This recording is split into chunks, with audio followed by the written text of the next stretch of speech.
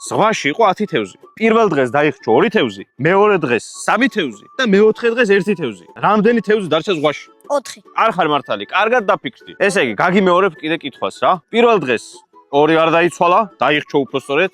მეორე დღეს 3 დაიხჩო, მესამე დღეს 1 დაიხჩო. რამდენი დარჩა ზღვაში თევზი? ზღვაში ბევრი თევზი. კაი, აკვარიუმში ვთქვა. აკვარიუმში იყო 10 თევზი. პირველ დღეს დაიხჩო 3, მეორე დღეს 2, მესამე დღეს 1. დაფიქრდი. 4 რანაირად, აი აგვიხსენი რანაირად 4. 10 რო გამოვაკლო, 3 არის. 7, 7 რო გამოვაკლო, 2 არის. 5, 5 რო გამოვაკლო, 1 არის 4. ხო, ჩახ, მაგრამ მართალი არ ხარ.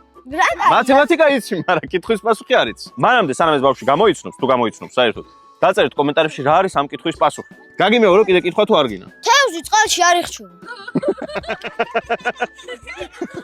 მართლა, იხჩობა, როგორ არ იხჩობა? არ იხჩობა. როგორ არა? არ გინდა ხავს წყალში. ამოტრიალებული თევზი რო წევს ხოლმე, დამრჩვალი. დაგინტკიცებ, რომ თევზი ცხოვრობს წყალში და როგორ დაიხსენი. შენ ხარ მართალი და შენ გადმოგეცემა შაპიტო.